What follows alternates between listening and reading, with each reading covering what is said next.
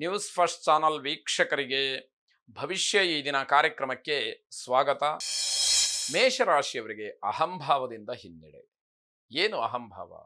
ನಾನು ಹೇಳಿದ್ದೇ ನಡಿಬೇಕು, ನನ್ನ ಮಾತೇ ಎಲ್ಲ ಕಡೆಯಲ್ಲೂ ಇರಬೇಕು ಅನ್ನುವಂಥದ್ದು. ಆ ಅಹಂಭಾವವನ್ನು ದೂರ ಮಾಡ್ಕೊಂಡ್ಬಿಟ್ರೆ ನಿಮಗೆ ಜಯ ಇದೆ.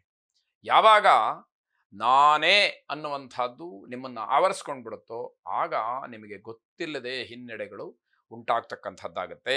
ಸಾಯಂಕಾಲದ ಹೊತ್ತಿಗೆ ಸ್ವಲ್ಪ ಮಟ್ಟಿಗೆ ಸಮಾಧಾನ. ಇಡೀ ದಿವಸ ಕೂಗಾಡಿರ್ತೀರಿ, ಇಡೀ ದಿವಸ ಶ್ರಮ ಪಟ್ಟಿರ್ತೀರಿ, ಯಾವ ಫಲವೂ ಕೂಡ ನಿಮ್ಮದಾಗಿರೋದಿಲ್ಲ. ಸಂಜೆಯ ಹೊತ್ತಿಗೆ ಏನೋ ಅಲ್ಪ ಸ್ವಲ್ಪ ಸಮಾಧಾನ ಸಿಕ್ಕುವಂಥದ್ದಾಗತ್ತೆ. ಬೇರೆಯವರಿಂದ ಏನನ್ನೂ ಕೂಡ ನಿರೀಕ್ಷೆ ಮಾಡಬೇಡಿ. ನಿಮ್ಮ ಸ್ವಭಾವವೋ ಗುಣಲಕ್ಷಣವೋ ಯಾರೂ ಕೂಡ ನಿಮಗೆ ಸಹಾಯವನ್ನು ಮಾಡುವುದಿಲ್ಲ, ನಿಮಗೆ ಸಹಕಾರವನ್ನು ನೀಡುವುದಿಲ್ಲ. ಹಾಗಾಗಿ ನೀವೇನಾದರೂ ನಿರೀಕ್ಷೆಯನ್ನು ಮಾಡಿದರೆ ಅದು ವ್ಯರ್ಥವಾದೀತು. ಹಣದ ವಿಚಾರಕ್ಕೆ ಅಣ್ಣ ತಮ್ಮಂದಿರಲ್ಲೂ ಕೂಡ ಜಗಳವಾಗತ್ತೆ.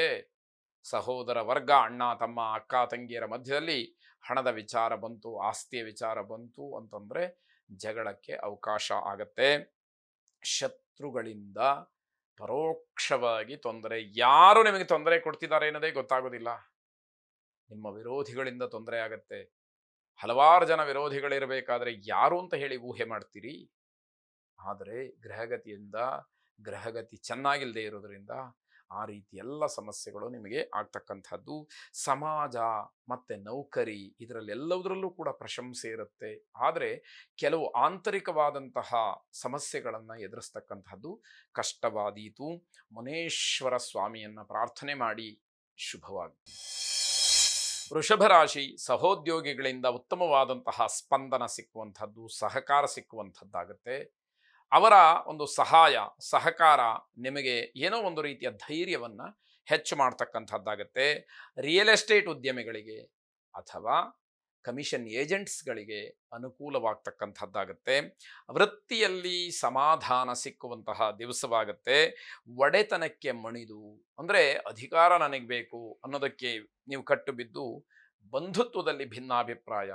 ನಿಮಗಿಂತಲೂ ಹಿರಿಯರು, ನಿಮಗಿಂತ ಅನುಭವಿಗಳಿರ್ತಾರೆ, ಆದರೆ ಅಧಿಕಾರ ನನ್ನದೇ ಆಗಬೇಕು ಅನ್ನುವಂಥದ್ದಕ್ಕೆ ಏನೋ ಕಟ್ಟು ಬಿದ್ದು ಬಂಧುಗಳಲ್ಲಿ ನಿಷ್ಠುರವಾಗ್ತೀರಿ ಅಂತಕ್ಕಂಥದ್ದು.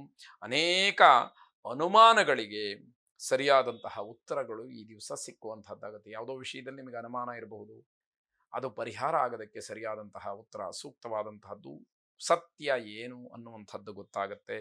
ವ್ಯಾಪಾರದಲ್ಲಿ ಆರ್ಥಿಕವಾದಂತಹ ಲಾಭಕ್ಕೆ ಅವಕಾಶಗಳಿರ್ತಕ್ಕಂಥದ್ದು. ಯೋಗ ನರಸಿಂಹಸ್ವಾಮಿಯನ್ನು ಪ್ರಾರ್ಥನೆ ಮಾಡಿ ಶುಭವಾಗಿ. ಮಿಥುನ ರಾಶಿ, ಅಪರಿಚಿತರ ಒಡನಾಟ ಬೇಡ. ಯಾರು ನಿಮಗೆ ಪರಿಚಯ ಇಲ್ವೋ, ಯಾರು ಹೊಸಬರೋ ಅಂಥವರ ಜೊತೆಯಲ್ಲಿ ದೊಡ್ಡ ಮಟ್ಟದ ವ್ಯವಹಾರಗಳನ್ನು ಇಟ್ಟುಕೊಳ್ಬೇಡಿ.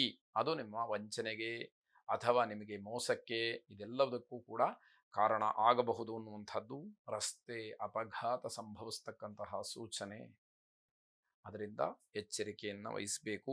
ಶತ್ರುಗಳು ನಿಮ್ಮ ವಿರುದ್ಧವಾಗಿ ಕೆಲಸವನ್ನು ಮಾಡ್ತಾರೆ, ನಿಮಗೆ ತಿರುಗಿ ಬೀಳ್ತಾರೆ ಅನ್ನುವಂಥದ್ದು ಎಚ್ಚರ ಇರಲಿ.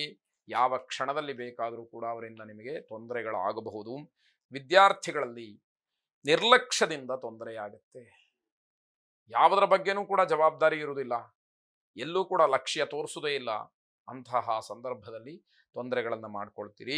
ಆರ್ಥಿಕವಾದಂತಹ ಸ್ಥಿತಿ ದುರ್ಬಲವಾಗ್ತಕ್ಕಂಥದ್ದು, ಹಣಕಾಸಿನ ಅಡಚಣೆ ತುಂಬ ಕಾಡ್ತಕ್ಕಂಥದ್ದಾಗತ್ತೆ.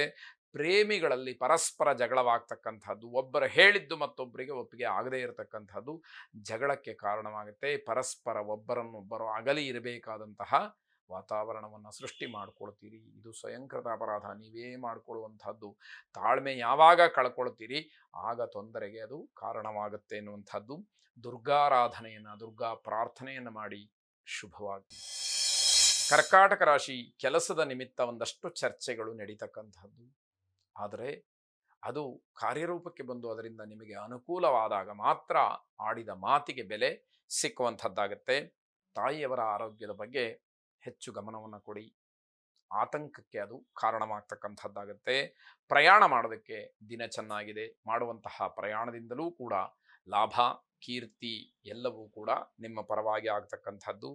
ಕಳೆದುಕೊಂಡಂತಹ ಹಣ ಮತ್ತೆ ಸಿಕ್ಕುವ ಯೋಗ ನಿಮಗೆ ಒದಗಿ ಬರ್ತಾ ಇದೆ. ಕುಟುಂಬದವರ ಜೊತೆ ಪ್ರವಾಸಕ್ಕೆ ಸಿದ್ಧವಾಗ್ತೀರಿ ಅಥವಾ ಆ ವಿಚಾರವನ್ನು ಚರ್ಚೆ ಮಾಡ್ತೀರಿ. ಮುಂಬರುವಂತಹ ದಿನಗಳಲ್ಲಿ ಪ್ರವಾಸವನ್ನು ಮಾಡಬೇಕು ಅನ್ನುವಂಥದ್ದು ನಿಷ್ಕರ್ಷೆ ಆಗ್ತಕ್ಕಂಥದ್ದು. ಪ್ರೇಮಿಗಳಿಗೆ ಬಹಳ ಶುಭವಾದಂತಹ ದಿವಸ. ನಿಮ್ಮ ಪ್ರೇಮದ ವಿಚಾರವನ್ನು ಕುಟುಂಬದಲ್ಲಿ ನಿವೇದನೆ ಮಾಡಿಕೊಳ್ಳಿಕ್ಕೆ, ಹೇಳಿಕೊಳ್ಳಿಕ್ಕೆ ಉತ್ತಮವಾದಂತಹ ಸಮಯ ಇದಾಗತ್ತೆ. ಶ್ರೀರಾಮನನ್ನು ಪ್ರಾರ್ಥನೆ ಮಾಡಿ. ರಾಮಾಯ ರಾಮಭದ್ರಾಯ ರಾಮಚಂದ್ರಾಯ ವೇಧಸೆ ರಘುನಾಥಾಯ ನಾಥಾಯ ಸೀತಾಯಾಃ ಪತಯೇ ನಮಃ. ಶುಭವಾಗಲಿ.